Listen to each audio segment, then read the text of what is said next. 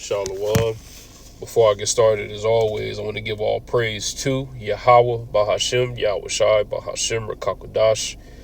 Double honors to the apostles and elders of Great Millstone while I learn this truth. Peace and blessings and salutations to the elect out there scattered abroad, pushing this truth on the four corners of the earth, risking their lives and freedom to do so.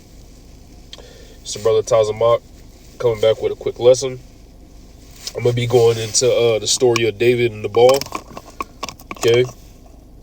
And I'm going to get some precepts before I go to the story and show that, we got to be walking in the spirit and the Lord is going to fight our battles for us. Okay. Whoever does something wrong to us, whoever offends us, whoever does just the smallest thing wrong to us, the Lord is gonna avenge us. Okay, the Lord is gonna pay our enemies back. All right, that's what happened in this account. Okay, I'm gonna go into it, but before I get it, I want to get some precepts going into what happens in this account. Well, not exactly, but just going into basically how we should be walking, how we should be conducting ourselves. Okay, we're supposed to be walking in the spirit 24/7, 365.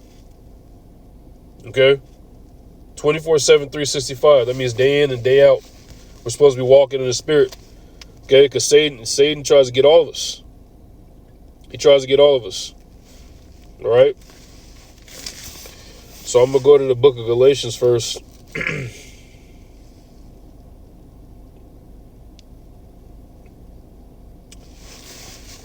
I'm going to go to Galatians 5.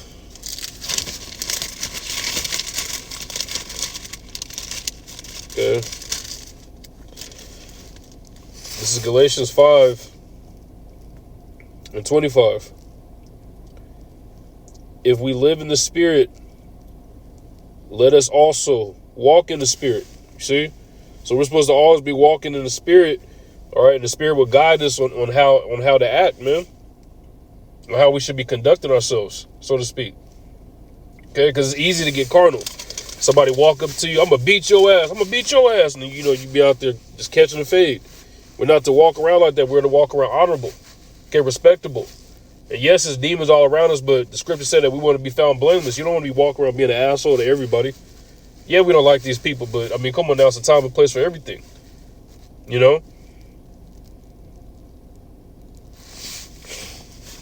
going to get this next in the book of Romans.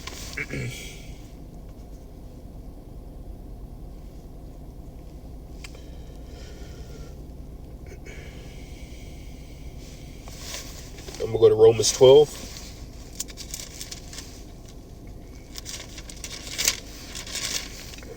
This is Romans 12. And I'm going to go to start at verse 17. It says, recompense to no man evil for evil. Provide things honest in the sight of all men, meaning you walk around honorable. Okay? Evil to evil is anytime something bad happens to you, I'm going to get that nigga back. I'm gonna throw him over a wall. I'm gonna sock him. I'm gonna kick him. Just being ready to to be carnal about anything. This bitch looked at me wrong. I'm gonna cuss her out. You're not supposed to walk around that way. Okay, it said provide things honest in the sight of all men, walking around honorable. Okay, the Lord is gonna get these niggas back, man. It was a demon that walked into the brothers when we was in LA years back. Years back. I don't think I was there around that time. I don't remember exactly, because I saw the video, but besides the point, the dude died. A white militant Christian, that video, the dude died. The Lord's judgment is terrible, man. You see? And it's been other things that's happened to niggas that said things to the men of the Lord. It was another dude scoffing and scoring in the ministry. And I think he was in, I'm not sure exactly, but I think he was in Louisiana, spray painting churches. Which they see that as a felony crime, man.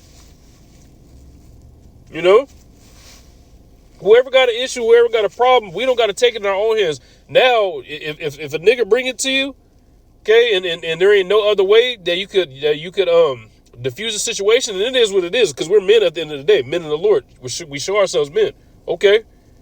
But the first step should always be spiritual, okay? Verse 18, Romans 12 and 18. if it be possible, as much as lieth in you, live peaceably with all men. And that's what I was saying, man. We try our best to have peace. Okay? We try our best to have peace among the people around us. There's no need to try to provoke these people to have demons pop out, because the Satan's gonna hop on them anyway, because we're walking in the light. We're walking in Yahweh Bashim Ashai in the spirit. So Satan is always gonna try to fuck with us and throw us off our path.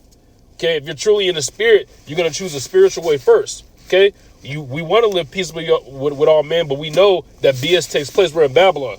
Okay, Satan is on all these people. Verse 19.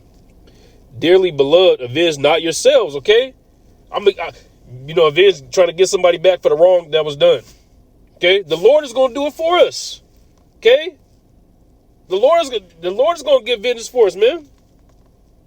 Because look, it says, but rather give place unto wrath. Okay, for it is written, vengeance is mine. Who is Yahweh Bashim Yahweh Shai? I will pay, said the Lord Yahweh. Okay, don't worry about it. I got it. Okay, you got to have patience in this thing, man. Which brings me to the book of 1 Samuel.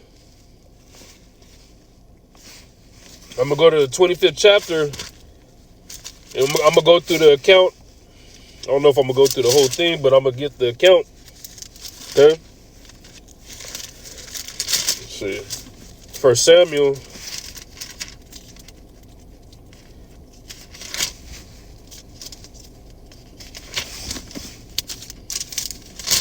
This is 1 Samuel 25. And I'm going to start at the top. It says, and Samuel died, and all the Israelites were gathered together and lamented him and buried him in his house at Ramah. And David arose and went down to the wilderness of Paran. Okay, they were mourning for Samuel.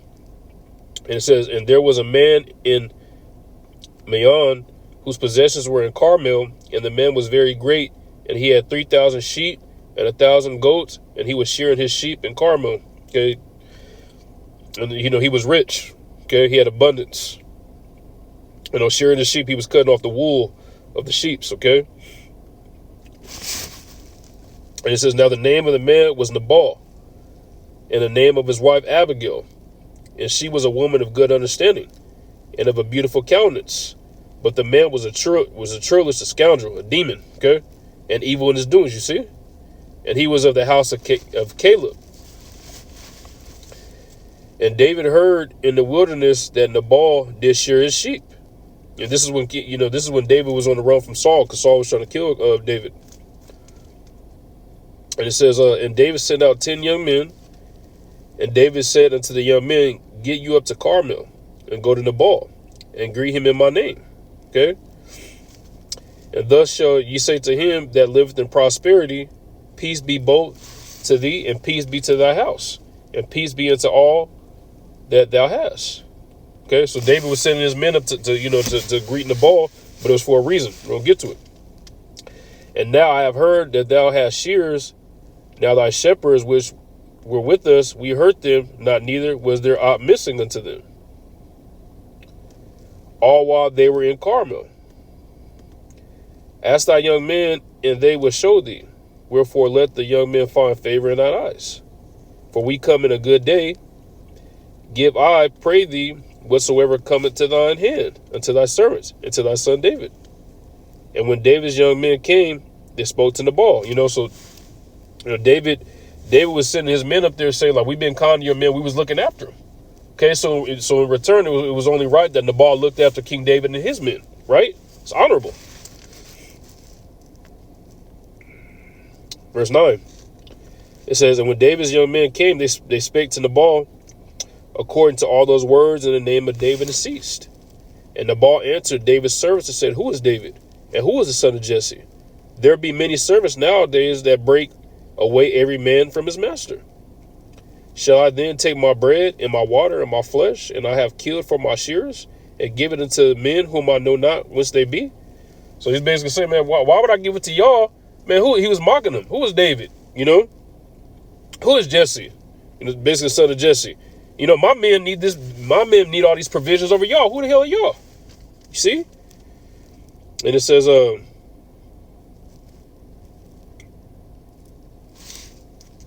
Verse 12. So David's young men turned their way and went again and came and told him all those sins.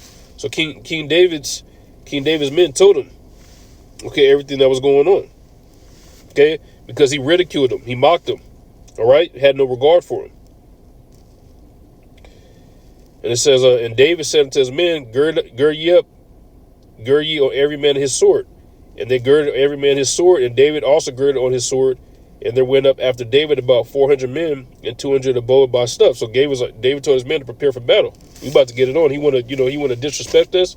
And as you can see, okay, in this instance, King David was moving with passion, So we can't be quick to just move to anger like that. I'm going to just beat his ass. I'm going to kill him. Because King David was a righteous man. He made mistakes like all of us, but he was a righteous man. In this instance, it wasn't necessarily in the spirit because the Lord was going to take care of it. And we're going to get to that. So it says, verse 12, so David's young men turned their way and went again and came and told him all those things. And David said unto his men, gird ye on every man his sword. And they girded on every man his sword, and David also girded on his sword.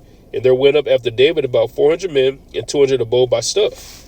But one of the young men told Abigail, Nabal's wife, saying, behold, David sent messengers out of the wilderness to salute our master, and he railed on him, like I was going into, ridiculed him, talked bad to him. Okay? And it says, but the men were very good unto us, and we were not hurt, neither missed we anything as long as we were conversing with them when we were in the field. So, he's saying that King David looked after us, man. Okay? He's not a bad man. And it says they were a wall unto us both by night and day, all while we were with them keeping the sheep. They protected them. Okay. It says, therefore know and consider what thou would do, for evil is determined against our master. Because he knew King David was about to come take out Nabal. Okay. It said, and against all his household, for he is such a son of Belial that a man cannot speak to him. Worthless Israel, a demon. Okay. Then Abigail made haste and took 200 loaves and 200 bottles of wine and 5 sheep ready dressed and 5 measures of parched corn and 100 clusters of raisins and 200 cakes of figs and laid them on asses. You see, so she was trying to hurry up before King David came and David do what he was coming to do. All right. She got the provisions. And she said unto her servant, go on before me. Behold, I come after you. But she told not her husband Nabal. So she did all this without Nabal's knowledge. Okay. Abigail was a righteous woman. And it was so, as she rode on ass, that she came down by the covert of the hill, and behold, David and his men came down against her, and she met them. Now David had said, surely in vain have I kept all that this fellow hath in the wilderness, so that nothing was missed of all that pertained unto him. And he had requited me evil for good. He's like, man, I was making sure all of his stuff was straight. Okay. And for all the good I did for him, he's repaying me with evil, man. And that's off. And it says, so and more also do Yahweh God unto the enemies of David.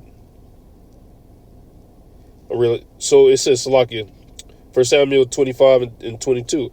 It says, so and more also do Yahweh unto the enemies of David. I'll leave of all that pertains to him by the morning light, and that pisses against the wall. And when Abigail saw David, she hastened and lighted off the ass. Okay? Because David didn't want to leave nobody in that house. He wanted to take everybody out. There ain't going to be nobody left when I'm done with it.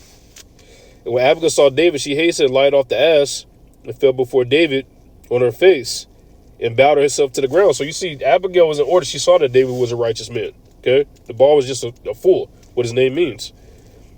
And it says, verse 25 and 24, and fell at his feet and said, upon me, thy Lord Yahweh, my Lord, Slakia, and fell at his feet and said, upon me, my Lord, upon me, let this iniquity be, and let thine handmaid. I pray thee, speak in thine audience, and hear the words of thy maid, So she said she'll take the blame for it. Let not my Lord, I pray thee, regard this man of Belial, even Nabal, for as his name is, so he is Nabal. His name, see, he's foolish, and folly is with him. That's what folly is, foolishness. But I thy handmaid saw not the young men of my Lord whom thou didst send. So she said, I didn't see the men you sent up. I didn't see them. Now therefore, my Lord, as the Lord Yahweh liveth, and as thy soul liveth, seeing the Lord Yahweh hath withholden thee from coming to shed blood, and from avenging thyself, I mean, basically taking the matters into his own hand, paying them back by himself. With thy own hand, now let thine enemies, as they that seek evil to my Lord, be as Nabal, And now this blessing was thy handmaid, because Nabal was going to get judgment. The Lord was going to take care of it.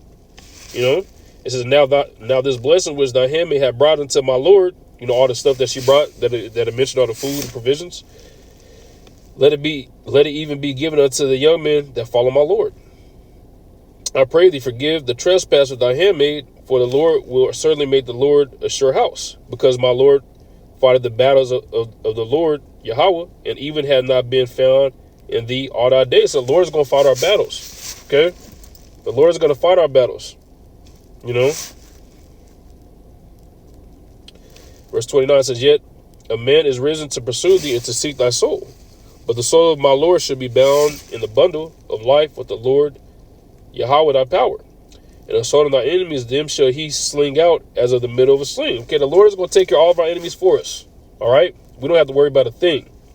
And it said, and it shall come to pass when the Lord Yahweh shall have done to my Lord according to all the good that he has spoken concerning thee, and shall have appointed the ruler of Israel, that there shall be no grief unto thee, nor offense of heart unto my Lord, either that thou hast shed blood causeless, or that my Lord had avenged himself. It says, but when the Lord shall have dealt well with my Lord, then remember thy handmaid. She's saying basically don't avenge, don't take vengeance on yourself. You haven't had no blemish on your record leading all the way up to this point. Why put a blemish on it now? Okay, for what? Okay, we know what happened, right? But let the Lord take care of it. Okay? And remember what I'm telling you. Remember what I'm saying. Like, you don't have to take the vengeance in your own head. The Lord is going to take care of it for you. Verse 32, and it says, and David said to Abigail, blessed be the Lord Yahweh of Israel, which has sent thee this day to me. So he's saying the water Yahweh that he sent you, because she put David in the right headspace instead of going to carnal measures. Okay, the Lord's going to take care of it. You see? It says, verse 33, and blessed be thy advice, and blessed be thou, which has kept me this day from coming to shed blood, and from avenging myself with my own hand. You see, and that's what I got in the beginning. King David was about to get busy. He's like, man, I'm about to take this dude out. But the Lord put the spirit on Abigail to go talk to him like, hey, okay, the Lord is going to take care of this. You don't have to go up there carnally. I don't have to shed blood today. It says, for in very deed, as the Lord Yahweh of Israel liveth, which hath kept me back from hurting thee, except thou hast hasted and came to meet me, because she went over to meet David in haste. She was going quick. Thou hast hasted and come to meet me. Surely there had not been left unto Nabal by the morning light any that pissed against the wall. So if she hadn't came, Nabal and everybody that was in the house was going to feel the pain. They was going to get put to death, man. It says, so David received of her hand that which she had brought him, and said unto her, go up in peace to thy house. See, I have hearkened to thy voice, and I have said to thy person. David took heed. He listened to what she was saying. Verse 36. And Abigail came to Nabal, and behold, he held a feast in his house like the feast of a king. So he was in there chilling, posted, eating, drinking, And Nabal's heart was merry within him. He was in a good mood. He had joy. Okay. For he was very drunken. Wherefore she told him nothing less or more until the morning light. So she wanted to wait until he sobered up so she could tell him everything that took place. Verse 37. But it came to pass in the morning when the wine was gone out of Nabal, see, he was sobered up, and his wife had told him these things. She told him everything that happened with King David, that his heart died within him, and he became as a stone. Okay? And it came to pass about 10 days after, the Lord smote Nabal that he died. He had a stroke. The Lord tore his ass up. You see, the Lord got him back. The Lord is terrible, man. He didn't want to help King David for his own selfish reason. He had more than enough. He was a rich man. I don't want to help you. I don't want to help you. Okay. The Lord took his ass out, showing that was the Lord, the Lord took him out literally after he said no to helping King David, man. That's not just coincidence. The Lord fights all of our battles, and he's going to do the same thing, and this time to our enemies, you see? And it says, and when David heard that Nabal was dead, he said, blessed be the Lord Yahweh that had pleaded the cause of my reproach from the hand of Nabal and had kept his servant from evil. So all praise to Yahweh Shema Shai. I didn't do nothing carnal, man. Okay, he kept King David for going up there doing what he was intending to do. What he was intending to do was kill Nabal with his own hands. So when Abigail came down to stop them, it stopped the events. Okay. You know, he listened to what the Spirit was saying. Okay, the Lord was going to take care of it. It says, for the Lord Yahweh had returned the wickedness of Nabal upon his own head, you see? And David sent and communed with Abigail to take her to him to wife. So the Lord blessed King David for doing things the right way. He got a wife out of it. Okay. It says, and when the servants of David were to come to Abigail to Carmel, they spake unto her, saying, David sent us unto thee to take him to wife. And that's not wicked, by the way, because you might hear somebody say, man, what is he doing? In Romans 7, it says you're bound to your husband until death. That's not wicked. All right. Verse 41. And she arose and bowed herself on her face to the earth and said, behold, let thy handmaid be a servant to wash the feet of the servants of my Lord. And Abigail, you can see this is a very humble woman. Okay, look at the woman today.